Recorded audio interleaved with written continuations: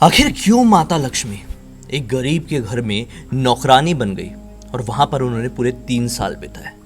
नमस्कार दोस्तों, ब्लडी सत्य के आज के हैरान कर देने वाले बहुत ही ज़्यादा अनोखे से, डिफरेंट से और यूनिक से एपिसोड में मैं आप सभी लोगों के सामने एक ऐसी कथा लेकर आ गया हूँ जिस कथा के बारे में बहुत ही कम लोगों ने सुने होंगे।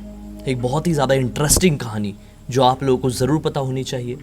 ये शुभ अवसर चल रहा है, दीपावली का टाइम है, तो मैंने सोचा क्यों ना एक ऐसी कहानी, एक ऐसी कथा आप लोगों के सामने लेकर आऊं जिसके बारे में बहुत कम लोगों को जानकारी होगी।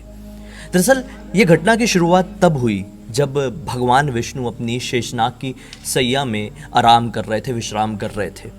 उन्हें विश्राम करते हुए काफ़ी समय बीत गया था। अचानक से भगवान विष्णु उठे और कहीं पर जाने की तैयारी करने लगे।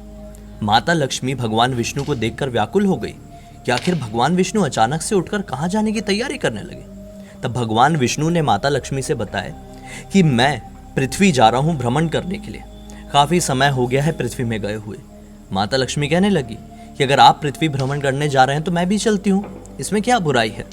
भगवान विष्णु ने तो पहले मना करने की कोशिश की है, क्योंकि भगवान विष्णु त्रिकालदर्शी हैं। एक तरीके से देखा जाए तो तीनों कालों को देख सकते हैं।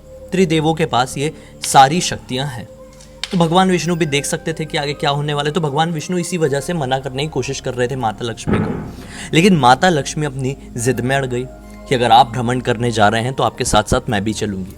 भगवान विष्णु आखिरकार हामी भर दिए और बोले कि अगर आप मेरे साथ भ्रमण करने चल रहे हैं तो ध्यान रहे, उत्तर दिशा की तरफ मत देखिएगा।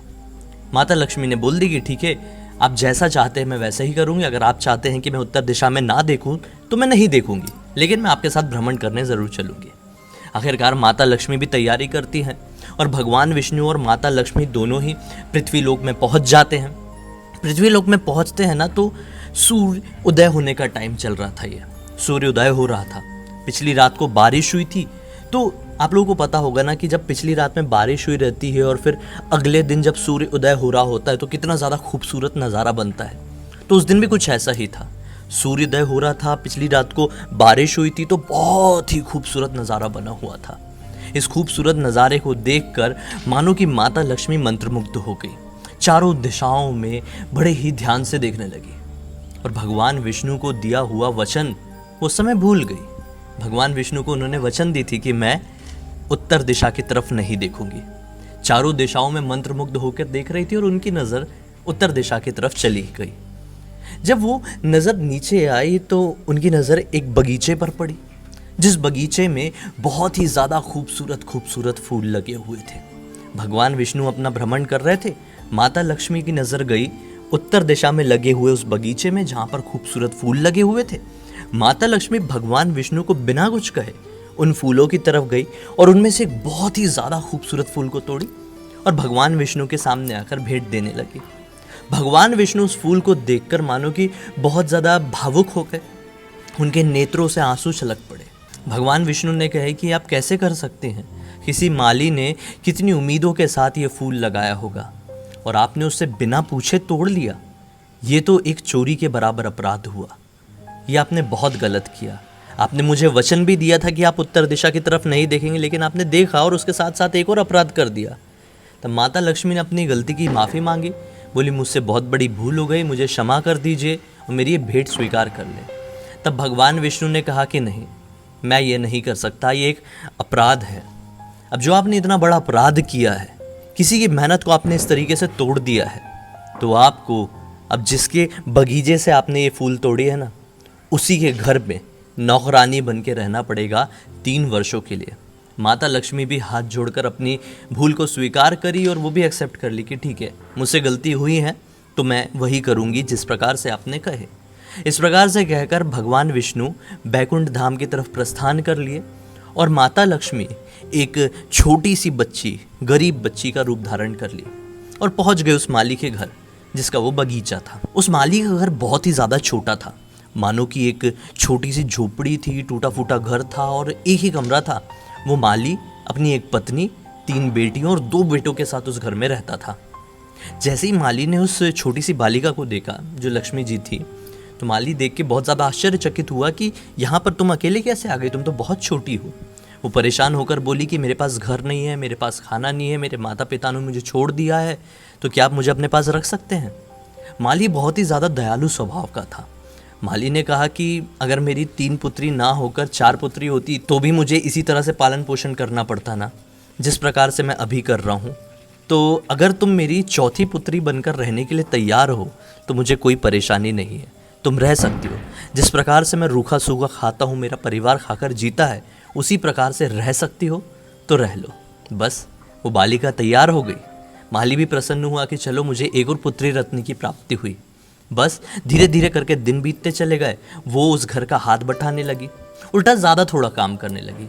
कभी फूलों को काट देती, कभी बगीचे में पानी देने चली जाती, कभी घर की साफ सफाई करती, कभी अपने घर वालों के लिए खाना बनाती। ऐसे करते करते समय बीता और दूसरी तरफ माली दिन दुगनी रात चौगनी तरक्की करने लगा। माली ने अपना एक नया व्यवसाय खोल लिया, कुछ गाय, कुछ बैल, कुछ भैंस खरीद लिया। इस तरीके से वो और भी ज़्यादा तरक्की करने लगा।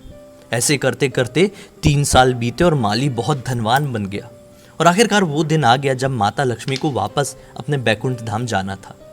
माली, उसकी पत्नी और उसके बच्चे सारे किसी काम से अपने घर से बाहर गए हुए थे। घर पर उस समय वो बालिका अकेली थी। माली जब वापस लौटा तो लौटकर अपने आंगन में देखा तो चकाचौंध हो गया। आंगन में एक स्त्री खड़ी थी जो कि गहनों से लदी हुई थी और लाल रंग की साड़ी पहनी हुई थी। माली ने उसकी शक्ल को ध्यान से देखा तो माली समझ गया कि कोई और नहीं बल्कि वही बालिका है जो पिछले 3 वर्षों से हमारे साथ रह रही है। वो हाथ जोड़कर नमन कर दिया क्योंकि वो दूसरे पल ये समझ गया था कि कोई नहीं, स्वयं माता लक्ष्मी है। उसने तुरंत ही अपनी भूल की माफ़ी मांगा। माली की पत्नी ने भी माफ़ी मांगी कि हम नहीं जानते थे कि आप माता लक्ष्मी हैं, और आप माता लक्ष्मी हैं, फिर भी हमने अपने घरों का आपसे काम करवाए, हमसे बहुत बड़ी भूल हो गई। माता लक्ष्मी प्रसन्न थी, वो तो अपनी मर्जी से ही आई थी। उनको भगवान विष्णु ने कहा था इसलिए वो आई थी। इसमें माली और उसकी पत्नी की कोई गलती नहीं थी।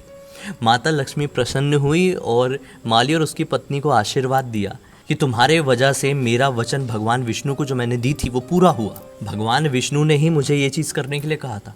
ये सारी चीज़ सुनकर माली और उसकी पत्नी बिल्कुल भावुक हो गए और साष्टांग प्रणाम कर दिए। उतने में ही माता लक्ष्मी के पास भगवान विष्णु का भेजा हुआ वाहन आया और माता लक्ष्मी उस वाहन में सवार होकर बैकुंठ धाम को प्रस्थान कर गई। इस प्रकार से यह कथा पूर्ण हुई कि कैसे माता लक्ष्मी एक गरीब के घर पे 3 साल नौकरानी बनकर रही थी। उम्मीद है दोस्तों आज की ये बताई हुई कहानी आप लोगों को अच्छी लगी होगी। अच्छी लगी है तो इस वीडियो को लाइक ज़रूर कर देना, चैनल को सब्सक्राइब करके बेल आइकन दबा के ऑल के ऑप्शन में क्लिक करना, क्योंकि इसी तरह के हैरान कर देने वाले अनोखे वीडियो डेली आप लोगों के सामने लेके आते रहता हूँ। इंस्टा की लिंक इस वीडियो के डिस्क्रिप्शन बॉक्स में मिल जाएगी, भाई क्लिक करके डायरेक्टली वहाँ पर पहुँच जाना। और इसी तरह की कोई भी कहानी या टॉपिक या जानकारी आप लोगों के पास है तो लिख भेजिए, हो सकता है मेरा अगला वीडियो आप लोगों की टॉपिक के हिसाब से ही बन रहा हो। चलिए कल फिर से मिलता हूँ, तब तक के लिए बहुत बहुत धन्यवाद। आप लोगों का दिन शुभ हो। हैप्पी दिवाली।